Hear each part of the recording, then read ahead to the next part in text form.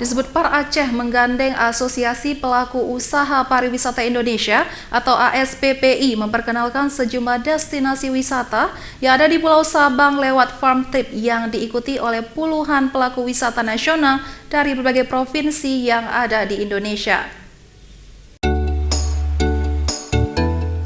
Para pelaku usaha pariwisata dari sejumlah provinsi mengunjungi sejumlah destinasi wisata di Kabupaten Aceh Besar, Kota Banda Aceh, dan Sabang.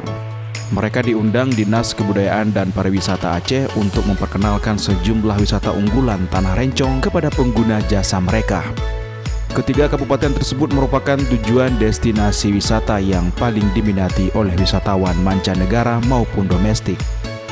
Hal tersebut dilihat dari semakin tumbuhnya beberapa sektor industri pariwisata di daerah ini, seperti penginapan, restoran, jasa pemandu, dan meningkatnya kebutuhan layanan transportasi menuju ke spot wisata ke tiga daerah tersebut.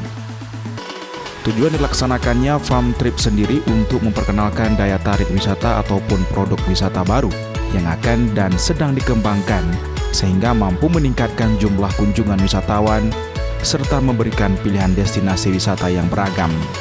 Beberapa destinasi wisata yang dikunjungi para pelaku usaha pariwisata tersebut diantaranya Museum Tsunami Aceh, kapal di atas rumah, dan kapal PLTD Apung.